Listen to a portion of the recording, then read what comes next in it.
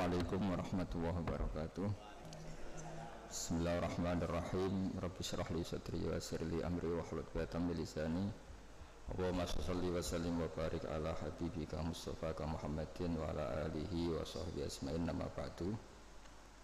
Yang kita hormati bersama Ketua Umum Pengurus Pusat Notaris Muslim Indonesia Bapak Heri Sosiawan SHMH, Bapak Sekretaris Umum Bapak Ahmad Bangsali SH MKN, ya, Bapak Dewan Penasihat Notaris yang saya hormati, Bapak Zainal Arifin yang saya hormati, PLT Bupati Rembang saya hormati, semua yang hadir yang saya hormati.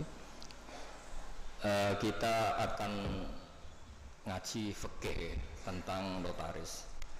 Tadi yang diceritakan Pak Arifin itu sisi baiknya, tapi tadi saya bisik-bisik sama Pak Imam itu bisa nggak dipakai bodoni, ya bisa kan. Ya memang lembaga apa saja itu bisa dipakai nipu, ya. Agama ya bisa dijual, kekerasan yang bisa dijual, kelemah lembutan yang bisa dijual. Jadi ibu-ibu ini yang cantik-cantik itu kalau ketemu orang tuh malah kesunatan tuh judes. Jadi dalam fikih itu kalau orang cantik itu haram lemah lembut, harus apa? Judes. Judes. Jadi dalam sebuah ayat diterangkan, ya nisa an-nabi lastunna ka ahadim minan nisa ini taqaitunna fala takhdu'na bil qaul. Jadi di antara aturan perempuan itu kalau dia cantik, kalau ketemu lelaki itu tidak boleh bersikap lemah lembut. Karena kalau lemah lembut, pikiran lelaki yang nakal itu dianggap mau. Jadi makanya punya istri judek itu berkah. Karena agak diganggu tetangga. Yang repot tuh judes sama suami, ramah sama yang lain, itu masalah itu. Nah begini ya tentang notaris atau tentang penulisannya. Di antara yang diyakini para ulama, awwalu ma khalaqallah, pertama yang diciptakan Allah itu al-qalam. Qalam itu pena. Karena semua fakta sejarah itu butuh pencatatan. Dan kalam ini yang mencatat semua peristiwa yang mulai alam ini diciptakan sampai hari kiamat. Semuanya sudah dicatat oleh Allah Subhanahu wa taala. Lalu pencatatan ini untuk apa? Kalau para malaikat ini nanti supaya kita tahu bahwa apa yang terjadi di dunia atau di sistem hukum modern sebetulnya lebih dulu di sistem Lauh Mahfuz. Malaikat itu yang nanti di langit itu hanya merujuk catatan, jadi tidak ketemu kita. Makanya nanti ukurannya itu catatan amal itu dikasihkan. Kalau kebetulan itu baik, delalah itu corong Jawa delalah, kita nerimanya pakai tangan kanan. Kalau buruk catatan itu kita nerima dengan tangan kiri, masih lumayan, ini buruk yang medium. Kalau buruk banget sudah nerimanya tangan kiri, kita menerimanya dengan memunggungi yang ngasih. Jadi sudah disimali masih waro apa? Itu kan pelecehan. Sudah nerima pakai tangan kiri, cara nerimanya dengan memunggungi.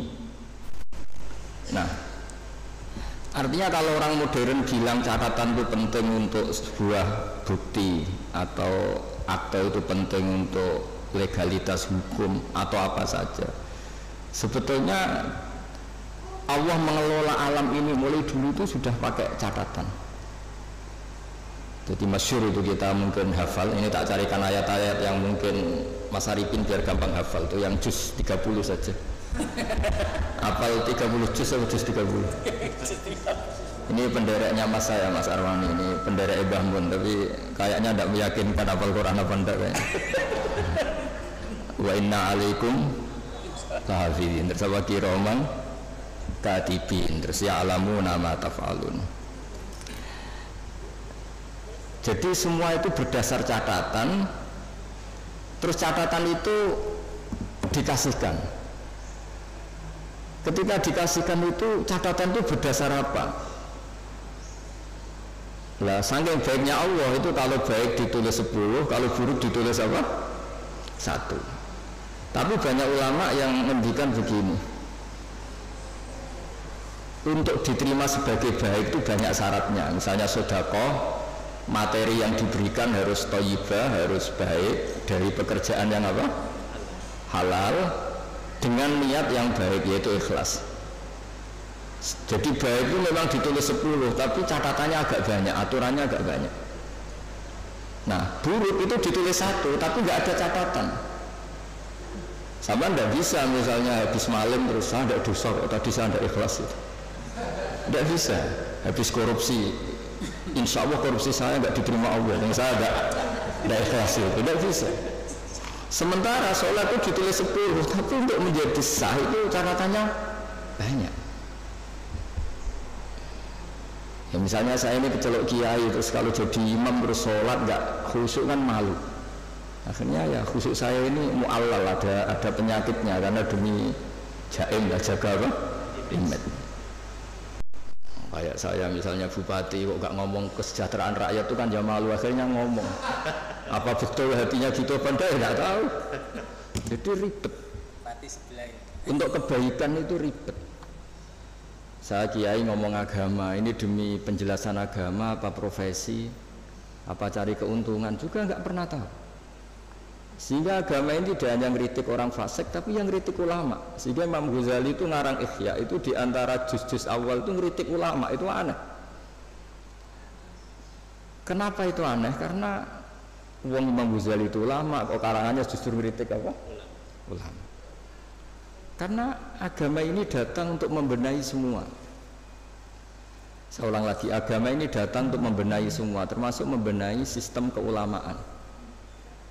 Di antaranya aturannya adalah ilmu itu harus tercatat. Jadi notaris itu nggak boleh bangga, sebetulnya itu mengikuti tradisi tertua dalam sejarah alam raya ini. Awwalu ma khalaqallahu itu al-qalam. Ya tentu di atas itu semua ada Nur Muhammad SAW, tapi ini kita bicara al-qalam. Nah, kenapa semuanya harus tercatat? Saya sedikit cerita.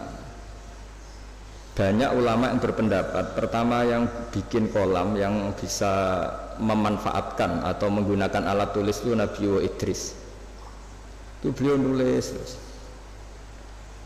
Sehingga beliau itu warfa'na humatanan aliyah, termasuk nabi yang punya derajat yang tinggi karena jasanya itu suka nulis.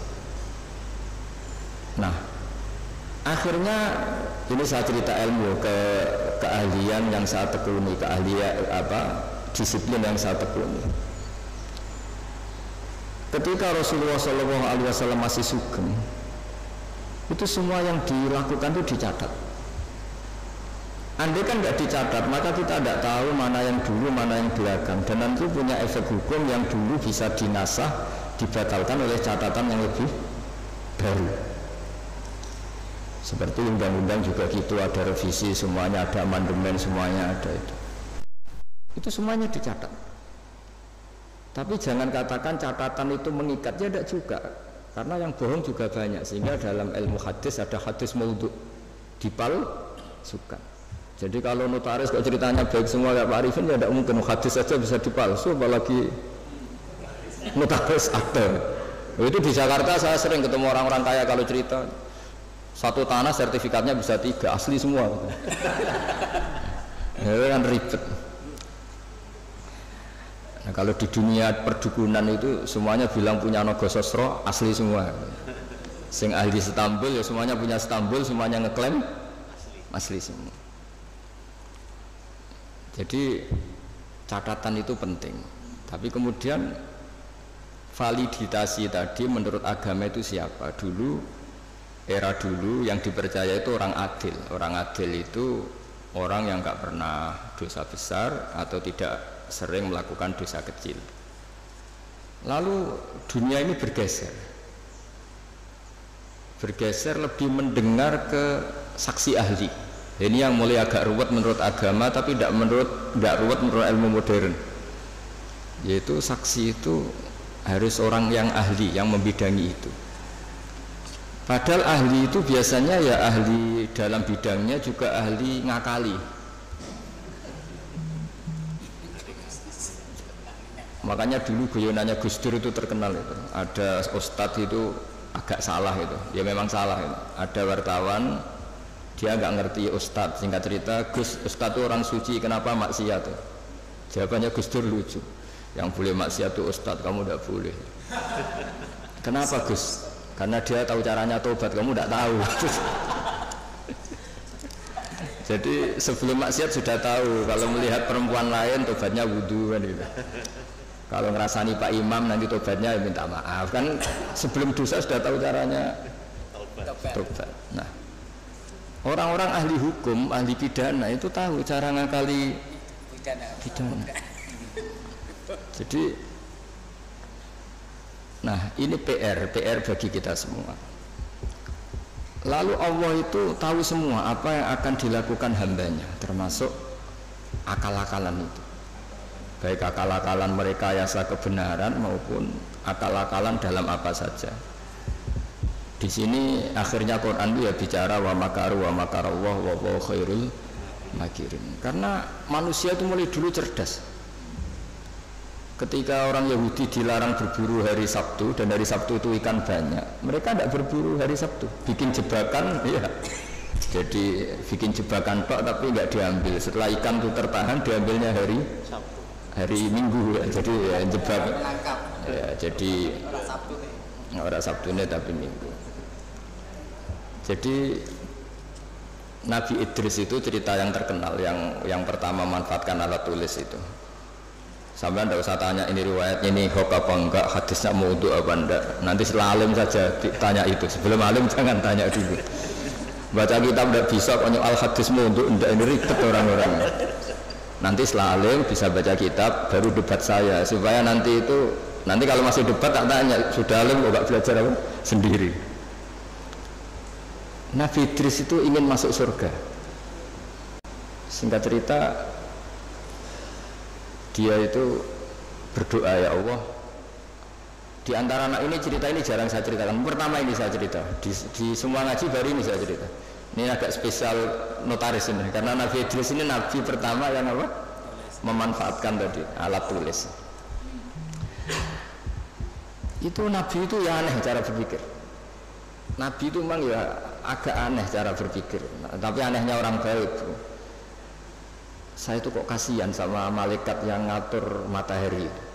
Kan kalau menurut keyakinan agama semua sistem alam raya ini dipasrahkan malaikat. Lahu muakibat, pokoknya semua yang mengatur alam raya ini sama Allah dipasrahkan sama malaikat. Lalu orang modern entah bilang itu satu sistem atau satu apa terserah lah. Tapi kalau istilah agama itu malaikat. Makanya diantara jawabannya Pak Quraisy Shihab ketika ditanya kalau makanan ada malaikatnya, hewan ada malaikatnya, padahal menurut ilmu modern itu tidak ada. Terus kata Pak Quraisy, jika gizi kamu katakan gizi, lalu vitamin kamu katakan vitamin, tidak ada yang larang, kenapa agama pas bilang itu ada malaikat kamu ribet gitu. Jadi sebetulnya manusia itu ya lucu. Ketika sama tak kasih tahu, pisang itu ada vitamin apa? Kamu kan jawab vitamin A. Andai kan dulu penemunya bilang vitamin Z gitu kan, kamu tetap bilang Z. Iya kan? Kenapa ketika kita bikin istilah malaikat ribet? Jadi sebetulnya manusia itu ya aneh. Ya dulu orang ya nggak ada namanya bupati, adipati. Sekarang jadi bupati. Mungkin pencipta bahasa adipati mangkel piye bukan jadi bupati itu dulu adipati. Ya itu kan masalah nama saja, masalah apa? Singkat cerita Nabi Idris itu ya Allah, tolong beri keringanan malaikat yang bagian ngatur matahari. Sebagian ngatur orang cantik kan ringan, bagian ngatur pohon-pohon yang indah itu ringan. Bagaimana malaikat yang ngatur apa? Matahari, panasnya kayak gitu terus kata Allah, doa kamu saya kabulkan. Hari setelah doa itu malaikat yang bagian ngatur matahari itu merasa rileks, nggak seberat kayak biasanya. Akhirnya tanya, ya Allah, kenapa saya sekarang jadi ringan tugas saya? Ya berkat doa ini Nabi Idris. Singkat cerita terus, tolong beri hak dia terbang ke langit karena sudah mensyafaati saya, terbang dia ke langit. Ketemu malaikat. Jadi orang baik itu ya kadang ngakali. Ketemu malaikat. Kata malaikat Israel, tolong saya kasih tahu rasanya mati. Tapi ya kasih mati dia. Akhirnya di surga. Setelah di surga itu cerita kiai kuno itu, setelah kamu belum saatnya masuk surga, pulang lagi. Terus kata kiai kuno itu, sandalnya ditinggal satu. Terus kata Nabi Idris, saya belum bisa keluar Gusti sebelum sandal itu ketemu. Lah surga itu luas, dicari sampai sekarang nggak ketemu. Makanya warfa'nahu makanan aliyah itu ada ulama mengatakan di antara nabi yang nggak meninggal selain Nabi Isa itu Nabi Idris, karena beliau sekarang itu masih tertahan di surga nyari sandal. Nah, itu ya gara-gara ngakalin malaikat Israel akhirnya mangkel. Ini kan orang belum mati, tadi kan mintanya mati itu uji coba, kenapa mati betulan terus gak mau kembali. Ini cerita. Jadi Allah itu saking baiknya, kadang-kadang kesaksian orang yang agak-agak nipu itu ya diterima. Dulu itu ada orang saking percayanya hadisnya Nabi. Ini cerita nyata ya, tapi saya tidak ingin dijadikan syariat. Ada orang tuh saking percaya sama hadisnya Nabi. Dalam hal itu bagus, tapi dia harus nipu untuk mengaplikasikan itu. Yaitu ada hadis, siapa yang mati disaksikan orang sekian, dia orang baik, maka dia akan masuk surga. Dia itu enggak orang baik sama sekali, akhirnya nyewa orang. Pokoknya nanti kalau saya mati, kamu harus bilang saya ini orang baik. Nyewa. Tiga kali. Bayar saya. Iya, supaya punya akte bayar. Tapi tidak tahu kalau contohnya itu tidak tahu. Semoga itu tidak terjadi. Atau kalau terjadi ya semoga tobat. Akhirnya itu bayar betul. Dari rumah sampai kuburan ya orang-orang ini iya lah gitu. Ini orang baik, ini orang baik. Ya khair terus. Itu diampuni sama Allah. Allah bukan nilai bayar nyuapnya, tapi nilai wong itu cek percaya nih beda Kanjeng Nabi. Salah hadisnya. Jadi orang itu mempunyai sisi aneh. Jadi sudah tahu kalau yang legal formal notaris, ya sudah berusaha dapat notaris. Di satu sisi mengaku ini legal formalnya hukum harus punya akte. Supaya jadi dari segi ngaku itu legal formal yang diakui negara bagus, tapi dari segi cara mendapatkannya ini yang masalah kan. Jadi ya saya enak ya ini cerita aja. Saya ini tidak termasuk dia yang bisa disuaparnya, kalau mau ngomong ya ngomong aja. Terus diundang notaris, terus muji-muji terus ya enggak, itu mari tidak adil gitu ya biasa. Jadi sama Allah dimaafkan. Bukan nilai apa tadi? Uangnya, tapi nilai dia percaya. Sama bahwa yang disaksikan orang sekian tuh masuk surga. Jadi kita tidak pernah tahu cara pandang Allah. Dan ini harapan ya bagi kita semua yang sering salah, mungkin tidak sekedar pernah salah, saya ini sudah jujur sering salah, sehingga di teks hadis mangkulu bani Adam khotoun wa khairul khotoin at-tawwabun. Setiap dari bani Adam itu sering salah. Khoto itu bukan khotik, kalau bahasa Arab itu ghafir itu mengampuni, kalau ghafar sering ngampuni, wahib itu pemberi, kalau wahab sering memberi. Kayak kalau bahasa Arab itu kalau diikutkan wazan fa'al itu mubalaghah. Masih ingat ya? Masih maju ini masih. Ya, masih maju dia. Jadi itu kadang-kadang hubungan manusia dengan Allah itu kita tidak pernah tahu.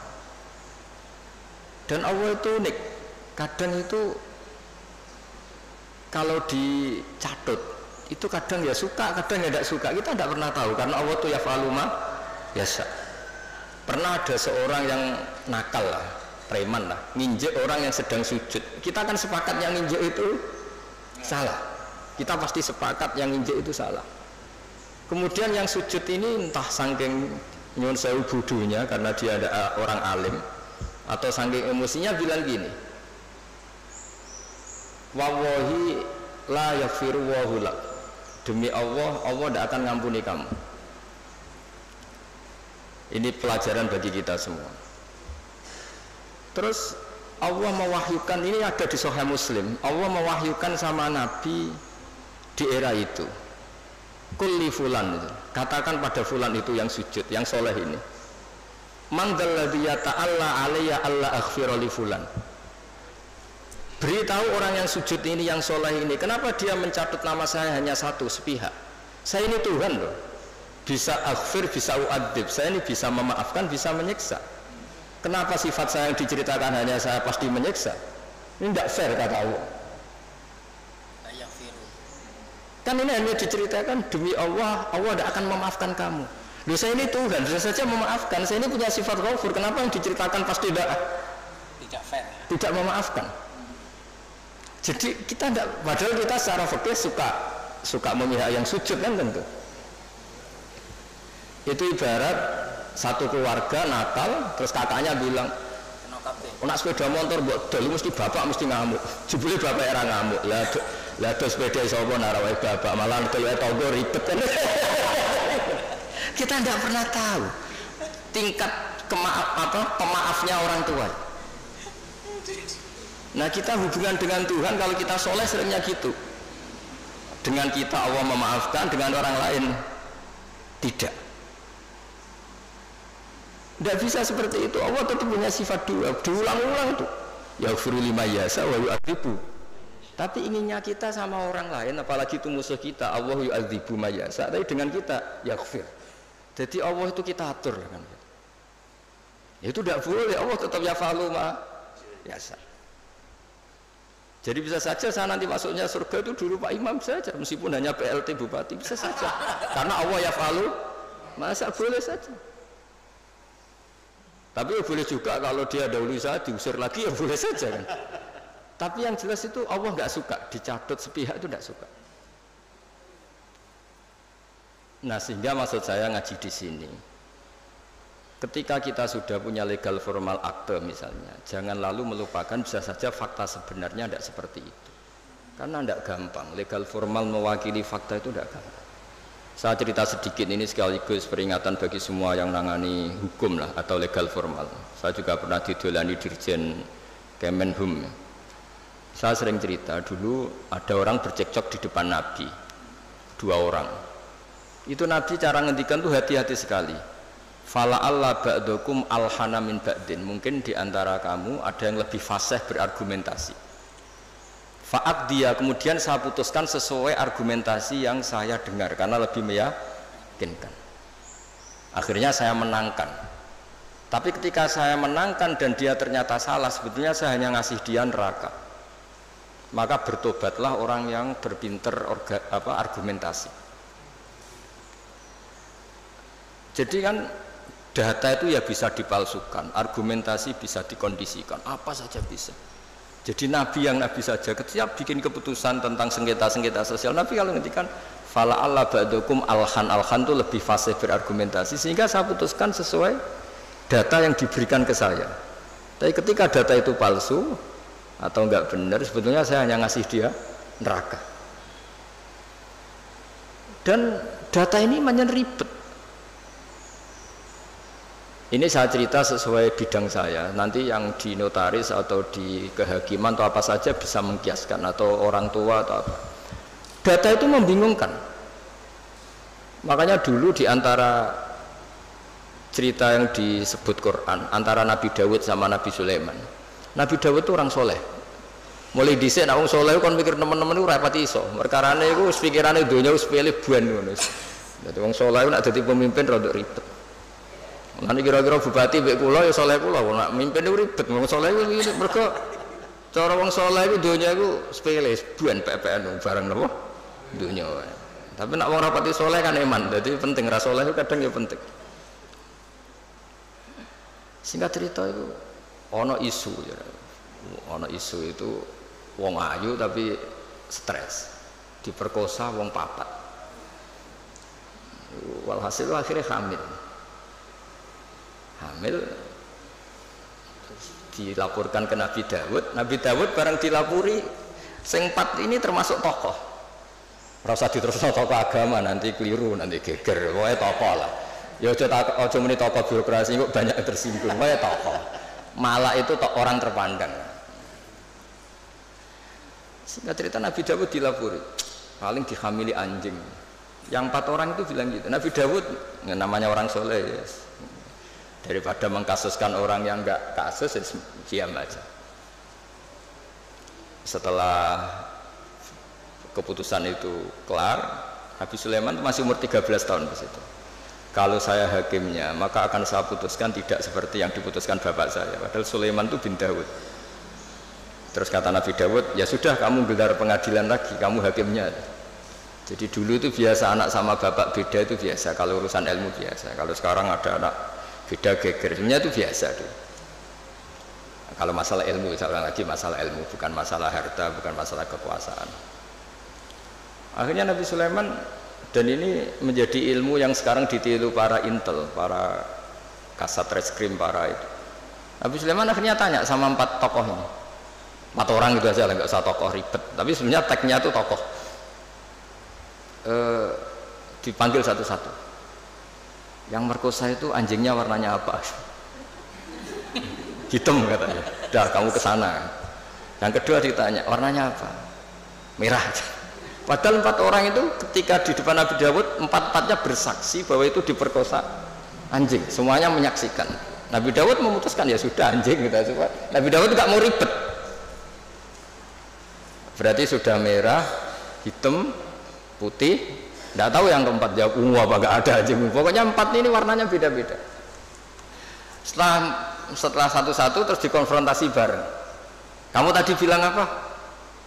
Hitam. Kamu tadi bilang apa? Merah. Kamu tadi bilang apa? Putih. Katanya menyaksikan bareng. Kenapa anjingnya jadi beda-beda? Berarti kamu bersekongkol bohong ya? Wah, akhirnya ngaku kalau keempat ini yang tadi yang merkosa. Jadi apa ya? Menghakimi itu tidak gampang. Sehingga di Quran itu kalau Allah muji Nabi Dawud itu hanya dipuji kebaikannya, diantaranya inna sakharna ma'hul jibala yusabbihna seterusnya. Tapi ketika masalah hukum kata Allah fafahamnaha Sulaiman wa kullan atayna hukmau wa ilma. Jadi kalau masalah kecerdasan memberi hukum itu kata Allah fafahamnaha Sulaiman, cerdas anaknya. Begitu juga ketika ada mbak sama adik punya anak, sama-sama punya anak. Anak itu kalau kecil kan wajahnya mirip-mirip. Apalagi saudara ya, anaknya mbak sama adik. Singkat cerita di tengah hutan itu dimakan oleh serigala. Ya kalau sama-sama cantik anaknya kan mirip-mirip karena bersaudara. Nah sing sitok Afrika, sitok Indonesia kan raine sekarang video. Ini kan sama-sama satu klan yang sama, satu marga. Setelah dilaporkan Nabi Dawud, beliau memutuskan sesuai yang meyakinkan argumentasinya. Diputuskan, ya sudah yang hidup ini milik kamu. Misalnya menang adiknya. Ya sudah, karena kebetulan yang sebetulnya punya bayi tadi tidak bisa berargumentasi. Akhirnya Nabi Sulaiman ya sama. Kalau saya hakimnya tidak saya putuskan seperti itu. Ya Nabi Dawud ya fair, silahkan gelar pengadilan lagi. Digelar. Kata Nabi Sulaiman, ambilkan sapeso. Daripada 2 bersaudara ini bersengketa, bayinya dipotong 2 ya, dibagi katanya. Ini yang mbaknya ini yang tadi kalah itu langsung spontan, itu tidak bayi saya, silahkan dikasihkan adik saya. Sing adiknya tenang saja. Terus adiknya ditanya, kenapa kamu tenang saja? Kalau adiknya harus dibagi. Akhirnya dimenangkan mbaknya. Pikirannya Nabi Sulaiman, membiarkan bayi dipotong 2 itu tidak naluri seorang ibu, mesti jadi kira bener. Sing mbaknya karena ingin bayi ini nggak dipotong sampai rela dikasihkan orang lain, sementing bayi saya hidup. Ini naluri seorang ibu. Nah, ini kepintaran Sulaiman. Jadi dia memanfaatkan psikologi untuk memutuskan siapa yang. Sebetulnya di notaris, di kehakiman bisa pakai teori itu. Ono wong kok oleh ngajokno permohonan wis bulat terus. Jadi wis alamat wis. Karena kata Nabi itu semua riwayat mengatakan al-haqqu sahlun, kebenaran itu nyaman. bawaannya kebenaran itu nyaman, ditanyakan tetangga-tetangga yaitu miliknya, ditanyakan kerabatnya yaitu miliknya. Tapi kalau barang nggak bener itu mesti mubang. Kan harus ngambil data-data yang nggak valid divalidkan yang apa. Sebenarnya kalau barang hak itu pasti gampang. Tapi masalahnya selalu ada orang yang pinter berargumen. Nah, makanya terus ada aturan tadi al-bayyinatu alal mudda'i. Jadi mudda'i itu orang yang mengklaim itu harus lebih punya apa? Bukti. Tapi lagi-lagi ini masalah-masalah yang kita di zaman akhir itu kemudian ada profesi yang kadang-kadang nyuwun sewu keahlian itu lebih dipercaya ketimbang kesolehan. Saya itu kalau boleh komplain itu ya komplain, tapi SKBU takdir. Misalnya ini contoh ya yang terkait kita nekuni agama. Kita ini tentu suka bela orang soleh itu suka. Kalau saya nuruti ghirah diniyah itu bela orang soleh itu suka. Tapi kita juga harus tunduk sama sifatnya Allah Ta'ala itu wa yaghfiru liman yasha. Juga kita harus tunduk bahwa Allah bisa saja mentobati siapa saja, kapan saja. Jika Nabi itu kalau disuruh masuk mau munafik itu ya nggak mau. Bisa saja Allah itu aradawahu bi khair entah kapan. Kayak apa bencinya Nabi sama Wahsy karena membunuh orang paling dicintai Nabi itu Qatilu Hamzah. Tapi malah Wahsy dikasih apa? Tobat sama Allah. Makanya kata Imam Ghazali, berapa orang sing sabbal anbiya akhirnya yatubu alaihim. Itu yang akhirnya iman sama Nabi itu dulu orang-orang yang pernah ingin bunuh Nabi. Iya, Abu Sufyan itu yang mimpin perang Uhud Abu Sufyan, mimpin perang Badar Abu Sufyan. Tapi akhirnya tobat jadi mertuanya Nabi. Sehingga kita ini atas nama agama juga ininya bela orang soleh mati-matian. Tapi atas nama agama juga memberi harapan kepada orang yang sedang fasik karena banyak cerita mereka itu tobat. Sehingga kalau kita atas nama ilmu ya sudah ngikuti cara Allah ngendikan. Misalnya liyajzawu shadiqina bisidqihim wa yu'adzibal munafiqina ya insa'a aw yatuba. Sudah kita harus ngomong 2 kali. Allah menyiksa orang munafik itu ya insa'a kalau Allah ingin, aw yatuba atau Allah memberi tobat. Jangan karena kita marah seakan-akan orang itu pasti kena siksa. Tidak mesti juga, bisa saja Allah ngasih ampunan. Makanya ada 2 hadis terkenal dalam hal ini. Yang satu Nabi pernah ngendikan al-qatil wal maqtul finnar. Yang bunuh maupun yang dibunuh sama-sama di neraka. Sahabat komplain, hadza al-qatil fama balul maqtul. Oke, kalau pembunuh di neraka masuk akal ya Rasulullah. Kalau yang dibunuh kenapa harus di neraka? Jawab Nabi itu unik. Yang dibunuh itu sebetulnya masalah nasib saja, mentalnya tetap pembunuh. Sehingga dia harus tetap ketika orang duel sama-sama pakai pedang, semua mentalnya apa? Pembunuh. Mentalnya sama-sama, cuma inisial mati, tapi mentalnya tetap pembunuh. Sehingga dengan dihitung niatnya ini, ya sama-sama harus di neraka. Al-qatil wal maqtul finnar. Tapi Nabi pernah ngendikan juga, suatu saat saking rahmatnya Allah, al-qatil wal maqtul sama-sama happy di surga, sama-sama senang di surga. Hadza yaqtulu hadza fayatubu hadza, ya akhirnya ketemu di surga. Ya tadi Sayyid Hamzah karena dibunuh Wahsy, beliau syahid langsung surga. Wahsy karena tobat dan mengkafaroi membunuh Musailamah al-Kadzdzab juga di surga. Semuanya mungkin karena Allah yaf'alu ma yasha. Dan Allah yaghfiru liman yasha wa yu'adzibu man yasha.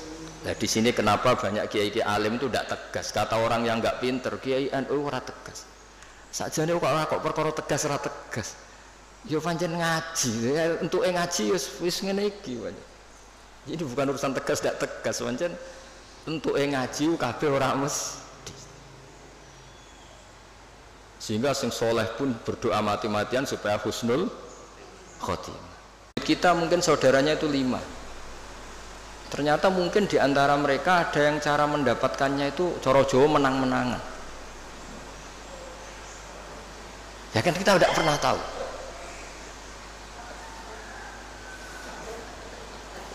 Ya kita tidak pernah tahu. Makanya di sini dibutuhkan selalu apa?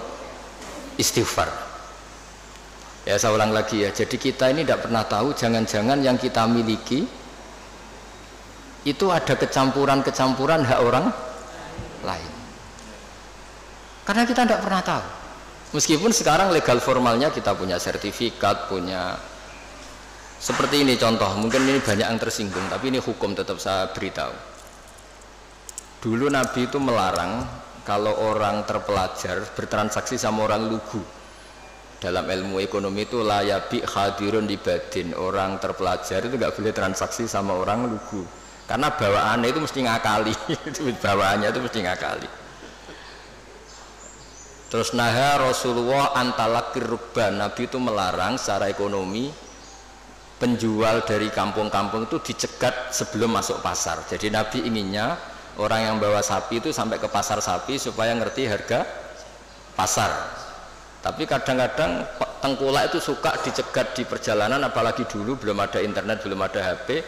Terus orang dicegat ngertinya yaitu sudah harga terbaik. Padahal itu harga paling murah. Itu sehingga naha Rasulullah antalakir rukban. Terus di kitab Fathul Mu'in, ini dengerin semua maklar-maklar ini supaya tobat. Di Fathul Mu'in itu walayasihu bi'ul fuduli, jual belinya maklar itu enggak sah di kitab Mu'in. Tapi Indonesia kan enggak anut Mu'in, anut untung rugi kadang-kadang itu. Jadi misalnya gini Pak Arifin ya, saya ini orang desa bawa sapi ya, sudah mbah-mbah tua itu, sudah mbah-mbah tua bawa sapi. Biasanya bawaannya maklar itu, mbah ini jenengan sapi ini kepengen pajeng pinten ya 10 juta. Pun mbah 10 juta. Biasanya mbah tua itu dilungguh noning warung kon ngopi, dibiayai paling 5.000 kan kopi. 5.000. Terus si Pak Arifin tadi jual sapi itu di pasar. Kalau laku 11 juta ya dijual, mbah mau dikasih 10 juta. Tapi kalau lakunya hanya 9, gak ngangkat mbah dibalekno meneh. Mau rugi 5.000. Nah, pertanyaannya gini. Ketika nyata-nyata laku 11 juta, uang 11 juta itu imbalannya sapi apa imbalan omongannya Pak Arifin? Harga sapi apa harga apa? Enggak, sapi itu masih milik siapa coba? Mbah itu. Berarti uang 11 juta itu milik siapa? Mbah itu. Tapi kamu ikhlas enggak nyetorkan 11 juta? Mana cari ini. 1 juta berarti ini. Mesti mbah mau kan sampean kepengen 10 juta itu 10 juta. Pertanyaannya tetap saja secara fikih 11 juta itu semuanya milik mbah tadi. Karena yang kamu jual masih. Nah, sebetulnya ada cara supaya halal. Mbah sapi tak utang. Berarti kalau diutang nanti ketika payu 11 juta ya kamu ya gak masalah kan posisinya mbah sapimu payu dol piro 10 juta. Oke 10 juta tak utang mbah ya. Berarti payu 11 juta kamu bayar 10 juta. Tapi resikonya nak payu 8 juta kamu tetap bayar 10 juta. Tapi kalau selama akadnya maklar itu yang kamu jual tetap milik mbah itu, dan berapapun harganya uang itu ya milik mbah itu, karena as-saman fi muqabalatil mabi, harga ini tetap harga barang yang dijual, sementara itu masih milik mbah tadi. Jadi nah saya tidak tahu apa mazhab lain membolehkan itu enggak, tapi tetap normalnya itu ribet. Jadi makanya Nabi itu dulu tuh nggak suka kalau ada orang lugu-lugu dagangan be pinter, nggak suka. Sampai Nabi ngintikan la yabi hadirun di badin. Hadirun itu orang kota, badin itu wong bedui, saking inginnya itu. Nah artinya mungkin di notaris, di kejahakiman, di kejaksaan itu ojo sampai lawang terpelajar berperkara ambek wong lugu, bawaane iki bodoni, iki dibodoni kan. Apa juga kita harus pakai hukum seperti itu? Potongannya kok lugu mbek wong pinter, sik mbah ora babak kok sik golek sing babak. Jadi ini kebenaran saya itu memang ingin mengungkapkan ya. Jadi cobalah perbaiki perilaku kita. Jangan sampai ada pembodohan dalam perdagangan maupun dalam pendidikan. Dulu ketika kita komplain sama sistem pendidikan nasional, kenapa sering ada regulasi juga gitu. Masa yang di NTT sama daerah-daerah terbelakang standar nasionalnya disamakan yang di Jakarta, kan nggak boleh. Sama sebenarnya di perdagangan juga gitu. Masa orang pinter boleh kulak barang di daerah-daerah yang terpencil, mesti bawaannya juga ngakalin gitu. Jadi cuma ya gimana ya kita seperti itu mau, cuma ini cerita ngaji, kamu ngelakoni nggih monggo, mboten nggih istighfar, pokok ini kan. Cuma saya harus ngomong supaya orang itu ngerti lah sebenarnya agama ini menata semua. Soal kita tidak bisa melakukan itu ya kita istighfar, tapi agama ini sudah mengatur semua supaya sistem ini supaya mengayomi. Kan kula niku angger ana wong desa ngoten. Kadang-kadang kula niku kan kecelok kiai gede lah, kadang-kadang wong ya kepengin Gus kula niku duwe tanah sak menten teng daerah niki dol Gus regane murah. Ayo mending sampeyan nek pinter wae dagangan ribet pinter sik. Karena sampeyan wis butuh duit tenan nulung malah rapopo gak ribet, sanggep ae hibah kek-kekan mergo ribet. Ya saiki ora wong duwe dhuwit iku seneng wong desa tetep goblok. Ben tetep kena di akal. Makanya kadang-kadang nyuwun sewu dinas pariwisata barang enggak harus istighfar. Mesti istighfar itu gini, kadang-kadang nyuwun sewu juga yang wisata. Yang wisata nak ditakoki, "Kenapa kamu suka main di daerah ini?" Saya seneng, masyarakatnya masih tradisional. Wah, saja adol serabi isu-isu. Mereka ini bangsa kita yang juga ingin maju, tapi sing tukang wisata seneng nak mereka tetap desa jadi gue tontonan, bukan gue objek. Kita ini katanya mau mengentaskan dari yang nggak terpelajar menjadi terpelajar. Kadang-kadang manusia pedalaman nyun sewu tinggu tontonan, manusia pohon tinggu. Udahlah, kiai ya istighfar, saya sebagai ulama juga istighfar, semuanya istighfar.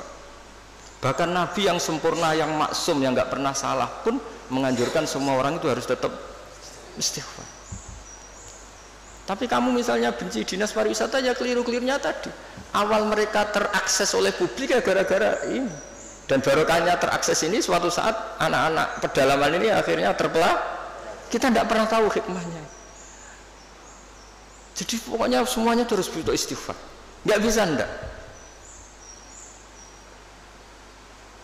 Ya misalnya secara legal formal Pak Imam ini PLT Bupati Rembang, mimpin Rembang. Tapi secara hukumnya Allah misalnya, jangan-jangan kamu pimpin tuh wali, orang wali mimpin wali kan ya kurang ajar misalnya. Jadi hukum ya semua hukum ya ribet kan menurut hukum gitu. Tapi ya sudah kita ya ikhlas wae dipimpin panjenengan ini aturan dunia gitu. Makanya kalau nanti guyon mbek Pak Ganjar dinanteng dunia mimpin kula sonan akhirat gentenan ya. Karena memang harus seperti itu. Karena jogeman ulama uga wali, jadi ning dunia dipimpin, ning akhirat dipimpin menang ribet. Jadi kudune gentenan oh. Gantian. Nah ini pelajaran bagi kita. Jadi di antara keinginan Rasulullah SAW itu orang-orang yang tertinggal itu sampai masuk pasar Pak Arifin supaya ngerti harga pasar sehingga mereka terpelajar. Sama lihat di bab di Sahih Muslim atau Bukhari itu betapa Rasulullah itu di bab B itu diulang-ulang itu. Nah Rasulullah antalakir rukban layabi hadirun libadin. Tapi ini orang sudah mulai lupa, malah seneng kalau ada orang-orang lugu seneng. Kulak ning desa wae ijek murah. Nah, ini kalau apa? Artinya kan kita sebetulnya suka kalau bangsa kita ini dolan kono wae masyarakat ijek desa. Suweneng. Anak bangsa sendiri, saudara kita sendiri kene wisata dhuwur gubuk, ndelok petani ijek desa nu suweneng. Menawa ning atine kena diakali. Nggak sing seneng rabi ya ngono, rabi ini kene wae murah. Irit. Irit.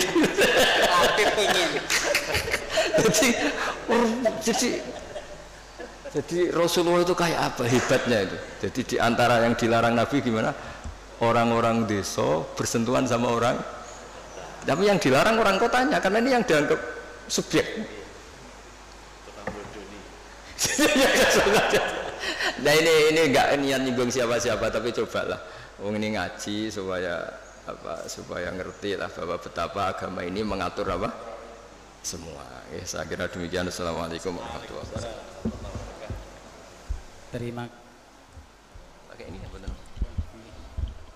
Terima kasih atas ilmunya Gus Baha, guru kita. Ya tadi sedikit kias-kias kita bisa mengambilkan manfaat lah ya kan. Kita sebagai pencatat beberapa transaksi.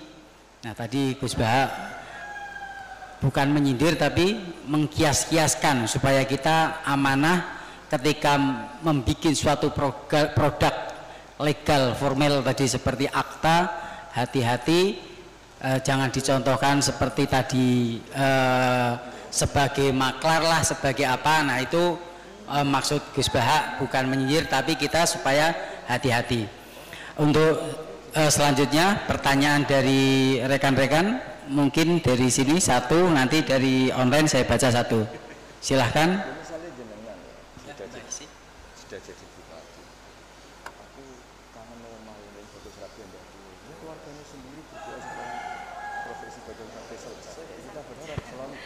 Assalamualaikum warahmatullahi wabarakatuh. Waalaikumsalam warahmatullahi wabarakatuh. Terima kasih atas waktu yang diberikan kepada saya. Gus Baha ini idola kami, Gus, dari Jawa Timur kami. Oh iya, di iya. Surabaya. Iya, jauh-jauh ke Surabaya dari sini ingin mendengarkan langsung pengajian Jauhan Gus Baha. Banten. Begini Gus, sesuai dengan tema kali ini kan dengan iman dan amal soleh kita menuju Indonesia maju ya. Tapi alhamdulillah tadi melebar ke notaris ya sebagai profesi kita. Yang kita tahu bahwa iman saya, iman semuanya ini seseorang pasti abdon ya Gus ya. Nah bagaimana kiat untuk menjaga iman ini agar bisa stabil, Gus Baha. Demikian dari saya, terima kasih. Assalamualaikum warahmatullahi wabarakatuh. Wonten gurune kok murite. Monggo, Gus. Masalah iman itu banyak ulama yang berpendapat, termasuk mayoritas ahli sunnah wal jamaah. Ibu Isi ya? Kok bisa namanya gitu? Iskarima. Oh ya bahasa Arab itu. Iya, nggak usah diteruskan nanti mati dulu. Itu kan hiduplah secara mulia atau mati secara syahid. Begini ya, iman itu banyak ulama berpendapat, mayoritas ahli sunnah bahwa iman itu bisa naik, bisa turun. Tapi banyak ulama juga yang berpendapat tidak bisa naik, tidak bisa turun, karena iman itu tasdek. Tasdek itu membenarkan. Jadi misalnya gini, saya beri contoh ya. Ini misalnya, ini warna apa? Biru ya? Biru. Saya berkeyakinan pulpen ini biru. Ya sudah biru. Ketika saya tidak menggunakan pulpen ini secara baik, saya tetap berkeyakinan ini biru. Ada orang yang berkeyakinan ini biru dan memanfaatkan kebiruannya. Ada orang yang berkeyakinan air itu menyegarkan. Dan kemudian dia pas dahaga tidak minum.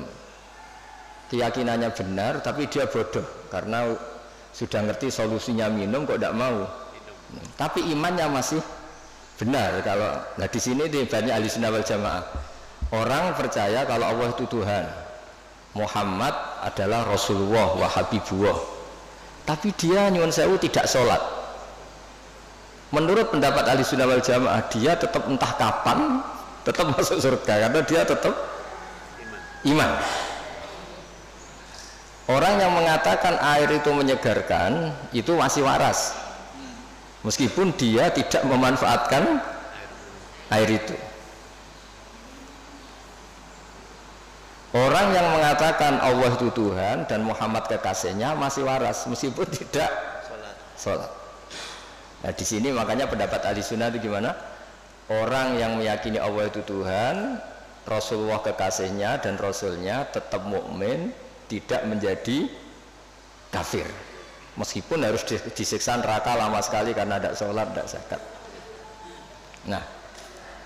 Nah ini penting saya utarakan, di antara pembeda ahli sunnah dan tidak adalah ahli sunnah tidak pernah mengkafirkan orang yang maksiat, tapi tetap dosa. Nah sekarang begini contoh paling gampang, koruptor itu setelah korupsi masih warga Indonesia apa enggak? Masih kan? Penjahat juga warga Indonesia enggak? Jadi orang tidak tercerabut dari warga Indonesia hanya karena korupsi. Nah jika iman dengan makna tasdik, maka iman itu seperti tadi. Tapi iman itu masalahnya adalah diantaranya itu kalau sudah percaya itu yang ngambil konsekuensinya. Nah di sini mengalami yazidu wayangkus. Misalnya cara wong Jawa, nek wis keceluk bapak ya tanggung jawab, nek wis keceluk suami ya nafakoi. Tapi pertanyaannya, suami yang sempurna gimana? Yang nafakoi, yang mencintai. Tapi jangan dibalik. Kalau gak nafakoi terus gak suami, ya sama lah dia suami mesti nganggur ya akeh. Jadi ini kan masalah-masalah yang menjadi perdebatan ulama. Nah kalau sama tanya gimana cara menambah iman, ya tadi dengan amal soleh, dengan. Tapi saran saya di atas amal soleh itu ada yang namanya akidah, cara berpikir. Misalnya begini, saya ini sebagai kiai itu ya kadang-kadang takut mati.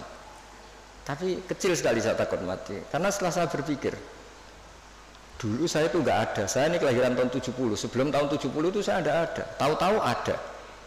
Dan ketika ada saya tidak tahu cara ngatur jantung saya, paru-paru saya, sistem oksigen yang saya butuhkan. Artinya ketika kita hidup pun itu sebenarnya kita tidak pernah ngatur kehidupan kita. Kenapa kita takut mati? Takut wah aku nak mati itu saya wopo ning kuburan. Wis ditimbun, diapa terus bisa apa? Sebetulnya zaman kita hidup pun kita bisa apa coba? Apa terus mentang-mentang bupati dia ngatur jantungnya sendiri kan ya enggak? Apa mentang-mentang presiden terus bisa ngatur oksigennya kan enggak? Sebenarnya zaman kita hidup itu ya enggak bisa ngatur diri kita. Makanya inna sholati wa nusuki wa mahyaya wa mamati lillahi rabbil alamin. Jadi ulama itu melatih itu.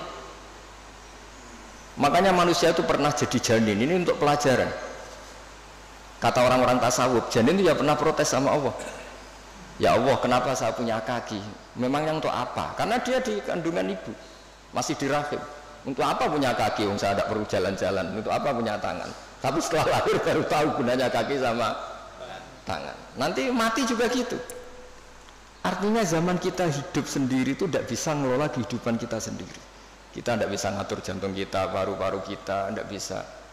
Tapi gara-gara keangkuhan kita, seakan-akan ketika kita hidup itu bisa menentukan semuanya. Padahal tidak sama saja. Nah, dengan begini terus kita iman tuh gampang. Ya sudahlah, paling mati seperti itulah. Saya zaman hidup ya tidak ngerti cara ngatur hidup. Toh nyatanya hidup paling pas mati juga Allah cara ngelola kehidupan kita setelah mati. Ya sudah. Saya itu bayangkan gini Pak Arifin, saya pernah ada sekumpulan dosen ngaji saya di Jogja, tak jawab itu sampai banyak yang nangis. Saya bilang gini, andai kan Anda jadi Tuhan, susah mana mengembalikan orang seluruh dunia hidup lagi sama bikin Nabi Adam. Karena ini banyak yang ilmuwan biologi, susah bikin Nabi Adam. Karena ketika Allah bikin Nabi Adam itu kan bikin master. Di Nabi Adam itu tersimpan miliaran atau ratusan miliar orang yang akan hidup ila yaumil. Allah harus bikin satu sistem gen yang berpopulasi, yang melahirkan populasi utuh lagi. Itu kayak apa desainnya susahnya? Di Nabi Adam itu awal mula coba harus bikin sperma yang nanti itu jadi indukan semua sperma seluruh dunia. Jadi cara ilmuwan nak wis ana dibalekno gampang, sono datane. Ana adene cara notaris. Artinya apa? Sebetulnya alam seluruh manusia ini pernah ada di satu fisik orang, yaitu Nabi Adam. Lho cara sampean dadi ilmuwan, susah gak gawe Nabi Adam. Bikin manusia master yang nanti melahirkan miliaran orang dan semuanya mandiri. Setiap kelahiran itu kan punya jantung sendiri, punya paru-paru sendiri, punya. Terus masternya itu bikinnya gimana sebenarnya? Dan setiap jantung tuh punya sistem sendiri, punya urat sendiri. Dan itu dulu dipadatkan di siapa? Nabi Adam. Makanya Allah tuh sering cerita, kalau kamu tidak percaya kenapa saya bisa mengembalikan kamu selamati, coba kamu berpikir, kama bada'na awwala khalqin itu dari tanah dan kemudian jadi manusia.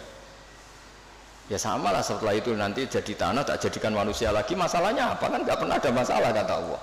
Nah itu juga cara-cara menambah apa? Keimanan, maksud saya seperti itu. Ya saya kira demikian. Kemudian ini saya satu dari online ya kan, yang lagi ngetren katanya nih Gus. Jadi sekarang ada katanya hayya ala jihad. Oh, provokator kan. Nah ini pertanyaannya dari Mas Faris Sidoarjo. Bagaimana kriteria batasan sehingga dikatakan pemberontak pada pemerintah yang sah atau buhot? Dan kemudian bagaimana menyikapi kejadian yang lagi ngetren viral tentang adzan ajakan jihad, apakah itu ada tuntutan dari Nabi atau tidak, atau termasuk bid'ah?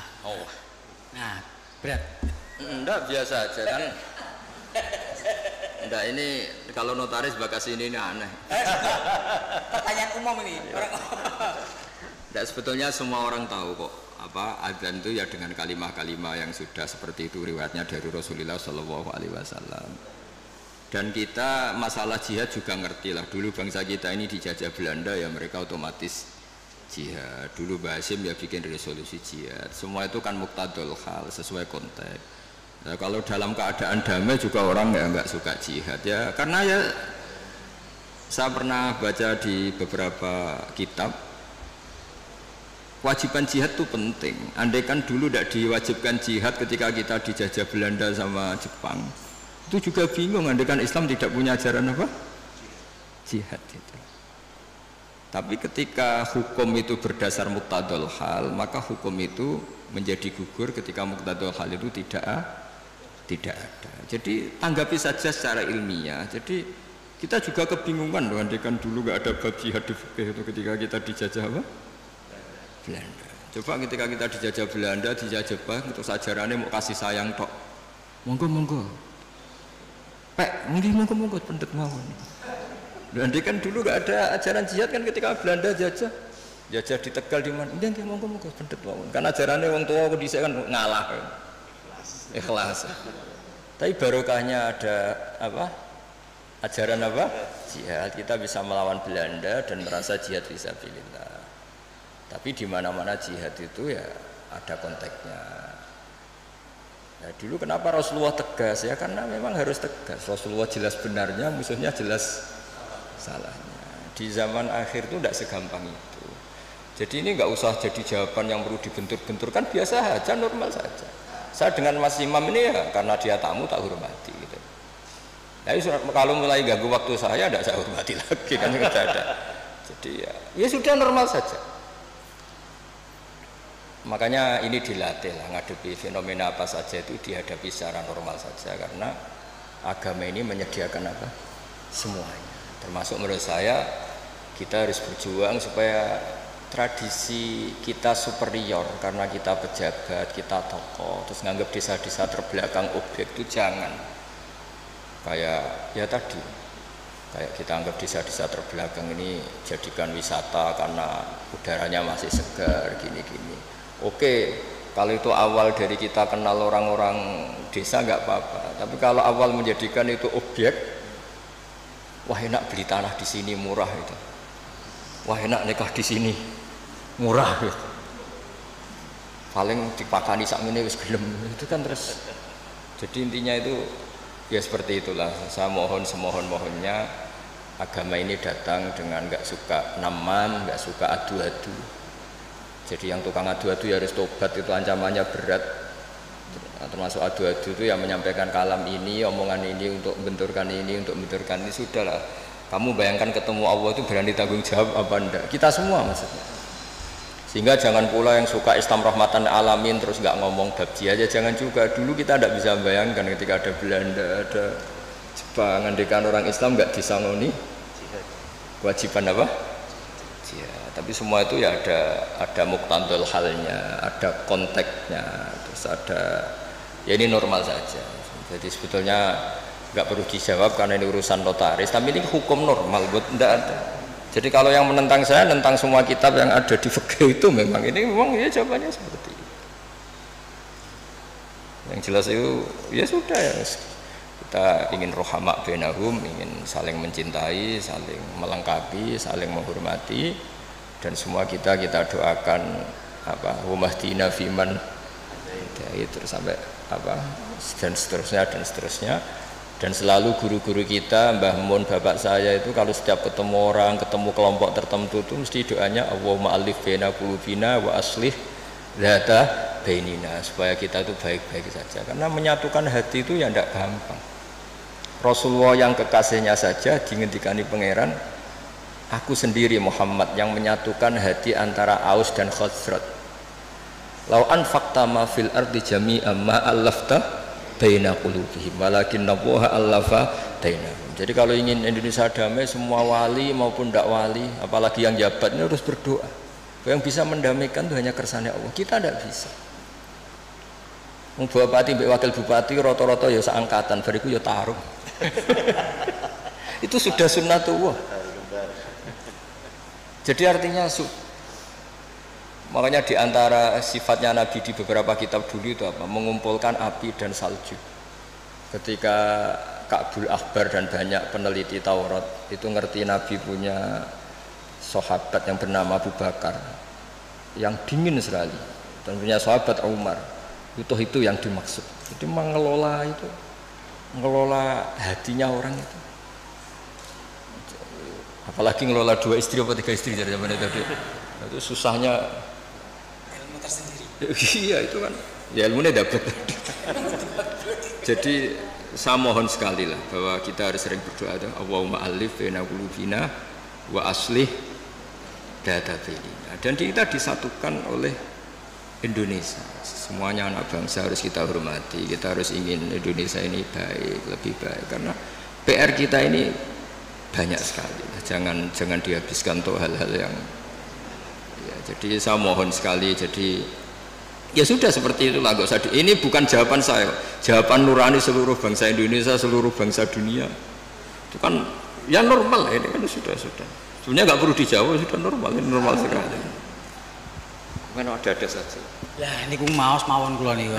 Udah ini sudah selesai. Selesai. Lah niku tasih setunggal mari. Oh iya. Ya.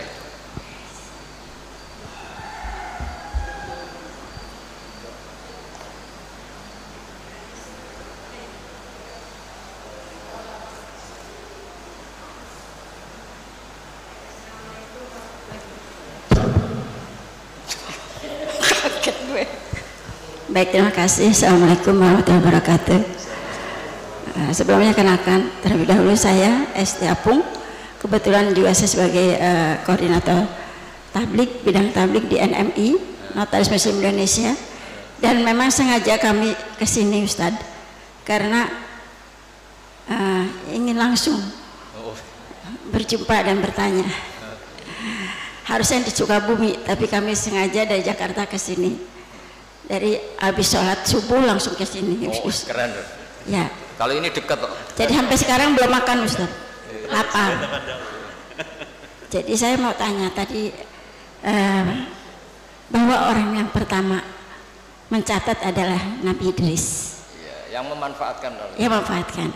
Kemudian juga pada saat tadi Gus bilang zaman Nabi pun setiap perkataan Nabi, setiap apapun dicatat.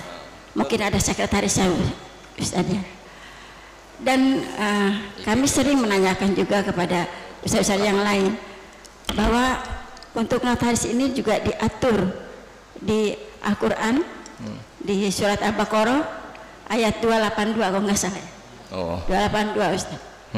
Nah itu bagaimana kaitannya dengan peristiwa-peristiwa yang telah Allah berikan kepada Rasul-Rasul, dan sehingga pada saat kitab terakhir disebutkan bahwa setiap ada perjanjian atau apapun yang dilakukan oleh manusia itu harus dicatat dan disaksikan oleh 2 orang saksi. 2 orang saksi itu kalau perempuan maka sama dengan satu laki-laki sama dengan 2 orang perempuan. Jadi kalau misalnya saksi berarti 3, kalau 2 perempuan berarti plus 1 laki-laki.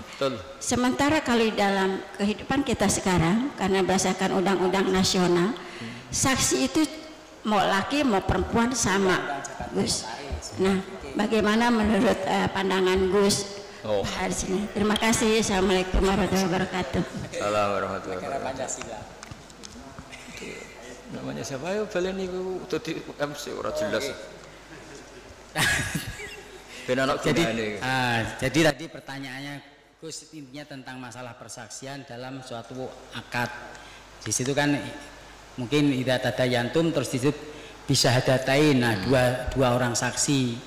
Nah, undang-undang jabatan notaris itu mengatur bahwasanya ketika ada suatu transaksi itu cukup dengan 2 saksi, mau itu perempuan-perempuan maupun laki-laki 2. Nah, sementara tadi yang beliau ketahui di ngaji-ngaji di pengajian, kalau seandainya saksi perempuan harus 2, kalau seandainya mewakili laki-laki. Begini ya santai mawon ya. Niki biasa nderek Mbah Mun, kemarin sudah ke saya provokasi. Santai mawon gini ya, ini termasuk di antara kesalahan kita kadang bandingkan hukum fikih Islam dengan tatanan modern. Sebetulnya masalahnya ndak harus ekstrim itu gitu. Karena sesuatu yang nggak perlu dibenturkan ya ndak usah dibenturkan. Ya biasa aja. Hanya biasa aja begini. Sebetulnya ayat itu kan ada terusannya farajulu wa imra'atani mimman tarduna minasyuhada. Ukurannya apa? Misalnya antadilla ihdahuma fatudzakkira ihdahumal ukhra. Jadi Abu Hanifah itu sangat longgar dalam bab usul fikih. Jadi yang diceritakan Quran itu tentu kondisi ideal versi yang paling baik, versi yang paling dapat ridha Allah. Tapi selalu saja, saya ulang lagi, selalu saja ada ruang di mana orang-orang ahli fikih bikin kaidah ma la yudraku kulluh la yutraku kulluh. Jangan kalau tidak bisa ideal terus sama sekali. Jadi kalau tidak bisa a'lal kamalat, jangan sampai tidak di adnal kamalat. Misalnya begini, kalau nuruti ideal, saksi itu harus adil. Adil itu orangnya nggak pernah dosa besar, nggak sering dosa kecil. Mana ada orang sekarang seperti itu? Terus saksi itu orangnya harus begini-begini. Nak nuruti istri juga gitu. Kalau nuruti kriteria itu harus gitu. Nggak ketemu. Li jamali harus cantik, wa mali harus punya uang, harus punya nasab, punya agama. Pasti yang seperti itu nggak mau sama kamu kan gitu. Jadi, nah lalu inti daripada kesaksian itu qat'un niza. Ada kepastian kalau sengketa ini menang ini, karena ini ada saksinya, yang lain tidak ada saksinya. Atau yang satu saksinya kuat, yang satu tidak kuat. Itu saja sebetulnya kebutuhan dalam konflik itu qat'un niza. Soal surahnya persis apa enggak, ya kita yakin yang digambarkan Quran itu kelas A, adnal a'lal kamal. Yang kita lakukan itu adnal kamal, karena mau tidak mau, saya ulang lagi, mau tidak mau. Dulu itu malah kalau nuruti persis, kalau sengketa itu disidangkan itu harus habis asar. Dulu orang masih normal, kalau habis asar itu kan mau surup, itu mau matahari tenggelam. Itu zaman orang era soleh, itu mau surup itu kayak apa kiamat. Terus perasaannya orang sampai cacilik kon mlebu omah, sapi pitik kon mlebu omah. Saiki ora ya, surup-surup malah nggo mlaku-mlaku tinggo ngabuburit. Nah, dulu enggak, bayangkan dulu itu enggak ada listrik. Enggak ada listrik, terus orang itu kayak histeris setiap mau ngadepi apa malam itu. Karena enggak ada. Sehingga supaya orang itu takut akhirat, takut kematian, kalau ada sidang penting disuruh habis asar. Ini kalau menurut cerita Quran. Makanya kan di Quran itu ketika ada 2 orang itu bersaksi fayub simani billah la syaitan dari fayub ba'da sholat itu disuruh apa? Habis sholat apa? Asar. Jadi dulu itu orang itu sampai seperti itu. Tapi sekarang eranya rubah, orang itu profesional, ada jam ngantor. Jam ngantor jam 9, jam 10 itu waktu orang paling lupa mati. Kan dulu izadatu bainikum idza hadara ahadakum mutaun taraka khairan alwasatu dan akrabun terus sak terus itu jadi dicari waktu paling orang itu gampang ingat akhirat, kemudian dia ada bohong mergo surup-surup. Makanya kalau orang dulu sudah umur sak Pak Arifin, waktunya wis asar, maksudnya wis meh gitu. Dan dulu itu ngefek betul sampai Nabi ngendikan jangan sholat habis asar, karena habis asar itu setan sedang mengangkangi di sisi ini. Itu makanya dulu terus dipakai kesaksian supaya orang itu takut.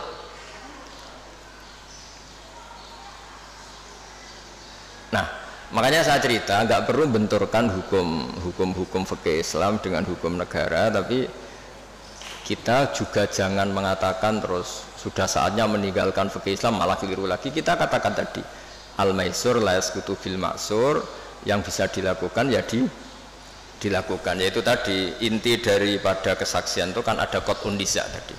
Kalau ada percekcokan ya kita tentu mihak yang punya saksi daripada yang tidak punya saksi, yang saksinya adil daripada yang saksinya fasik, yang saksinya banyak daripada yang saksinya sedikit. Ya sudah, itu yang apa ya, maksimal yang bisa kita ketahui. Bisa saja indallah sebetulnya salah, kebetulan ini saksinya adil, ternyata adil pesanan, sudah didesain sedemikian, diset sedemikian rupa, dikondisikan terus. Ya kita tidak pernah tahu, makanya Saudara Rasul ketika kamu berdebat di depan saya, jangan-jangan di antara kalian cara berargumentasi lebih meyakinkan, kemudian saya menangkan. Sebenarnya ketika saya menangkan dan kamu salah, sebetulnya kamu tak kasih neraka gitu.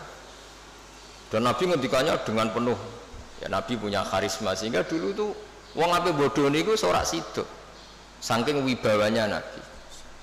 Nah, sekarang nyari kodi yang wibawa kayak Nabi kan tidak mungkin. Malah kodine wedi pesakitane mergo orderan misalnya kan ribet. Tapi jangan pula katakan gak usah ada kodi ada adil, malah gak karu-karuan dunia ini. Ya tadi kaidahnya Mbah Mun, semua ulama itu malah yudraku kulluh la yudraku kulluh. Saya sering disewani santri atau masyarakat, Gus kula badhe pegatan, bojoku ucur wewet judes ngene-ngene. Terus ketika tak bedheki gini rata-rata sudah pegatan. Enak endi keceluk di bojo ambek keceluk duduk. Isin ndi kira-kira? Isin duduk wis ketok wong lanang ngrati bojo iki ribet. Ya wis ora usah pegat. Paling gak ngamanno kowe status keceluk wong lanang di bojo gagah. Senajan anak ning omah diamuki ya ora usah mulai pada kono turu mulai. Jadi tadi apa malah yudraku kulluh la yudraku kulluh. Jadi kesaksian itu kan gunanya itu tadi, kalau ada sengketa hakim ini gampang mihak mana kan. Ya sudah, kalau notaris itu nganggep perempuan ini cukup dalam kesaksian, ya sudah itu katakan hukum notaris. Tapi apa itu menghilangkan hukum Islam apa? Nggak usah gitu, itu nanti memicu. Senengannya kok memicu. Ya kira-kira gitu ya. Masih ada waktu, Gus? Satu lagi. Kapan aja cerita. Ya enggak. Ya enggak apa-apa ya diterus. Oh itu masih ada itu. Silakan. Karena yang hadir itu spesial ya, jauh-jauh. Oh iya.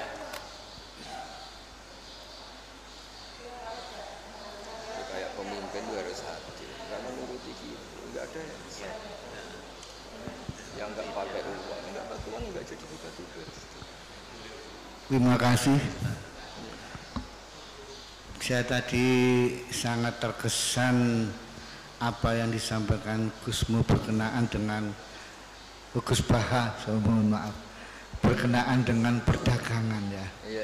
Artinya orang kota ini tidak boleh berusaha dengan orang desa kan gitu ya.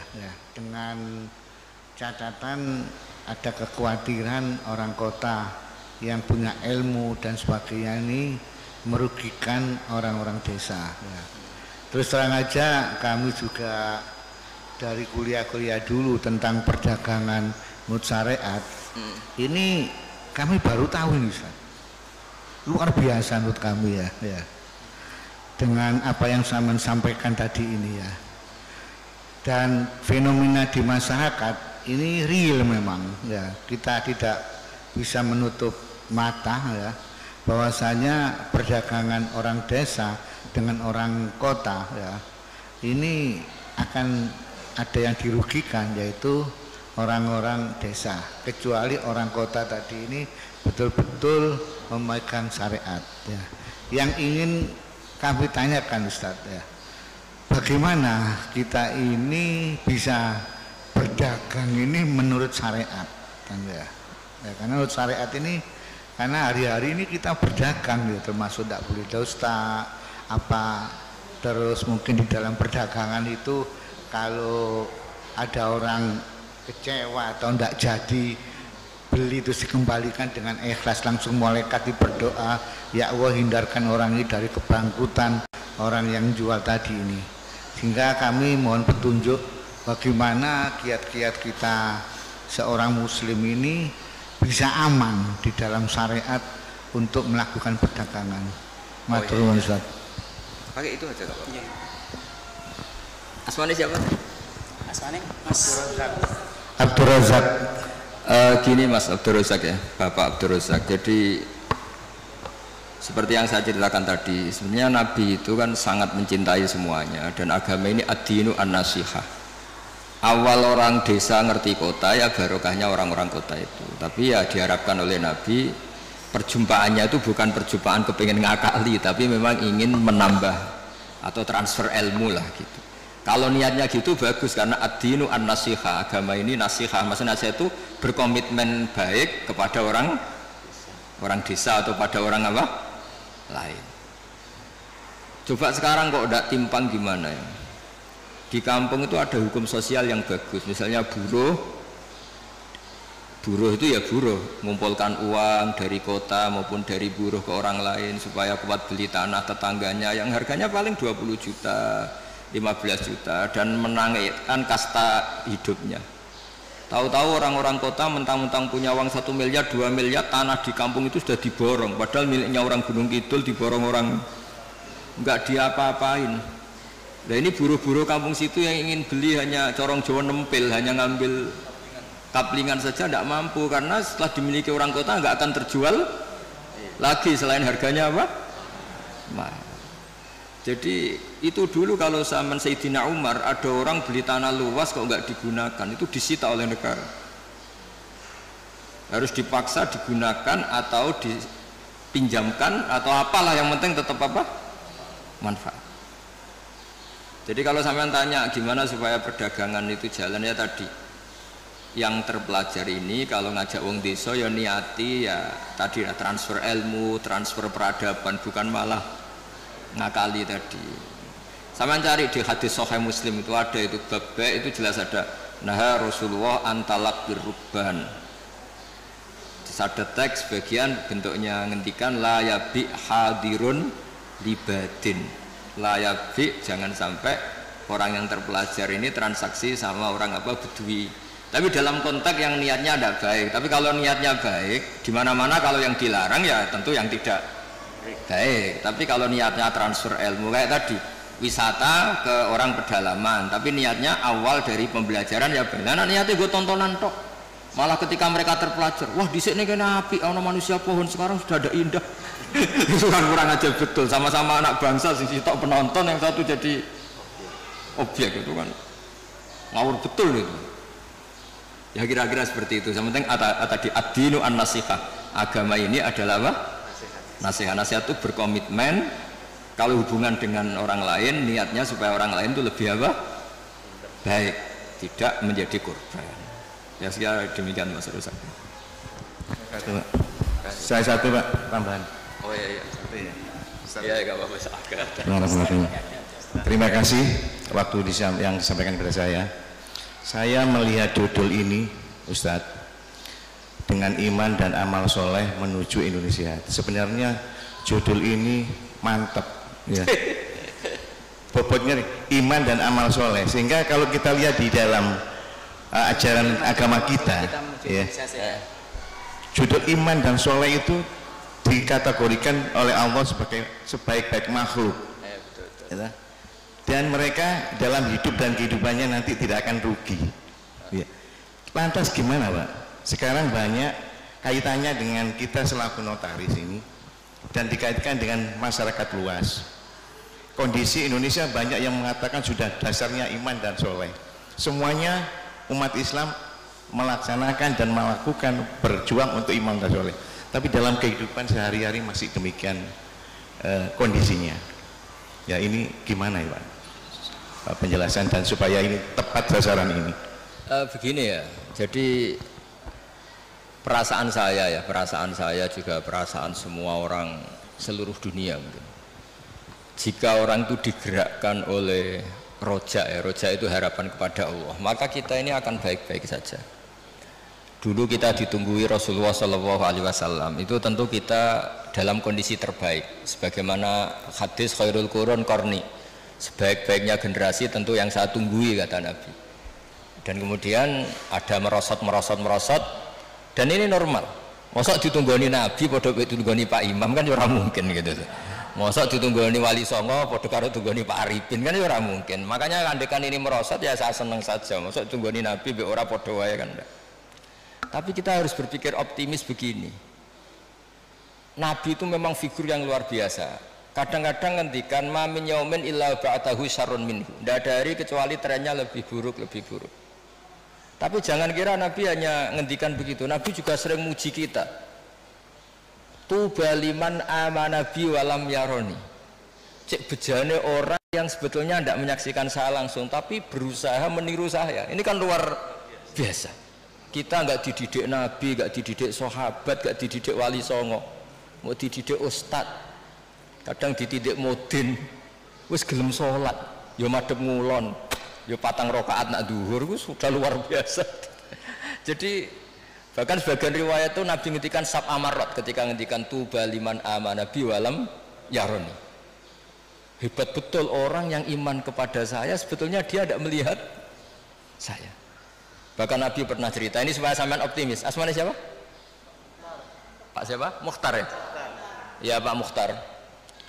Nabi itu pernah cerita begini Pak Arifin, siapa orang terbaik dari kalian yang paling iman? Terus kata sahabat, ya kita. Cara Jawa gini, bangkune kowe ora apik, wong roh aku tak didik aku. Ya roh ajarlah kamu baik, tak didik saya langsung.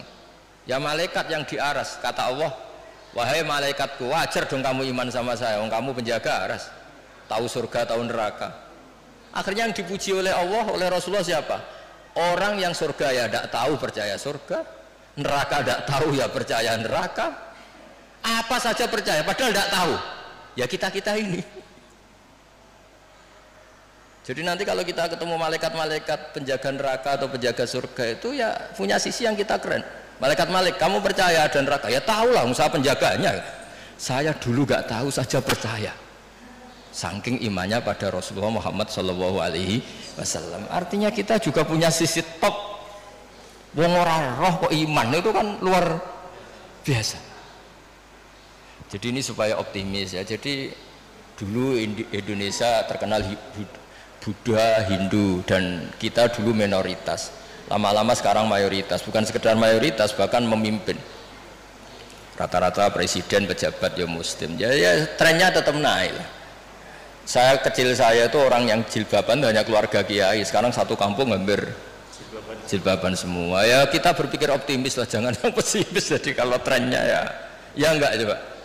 Dulu rata-rata pejabat kayaknya rapati sholat. Sekarang arah sholat itu ora keren ya. Ya saya kira demikian. Mari kita tutup dengan bacaan Al-Fatihah.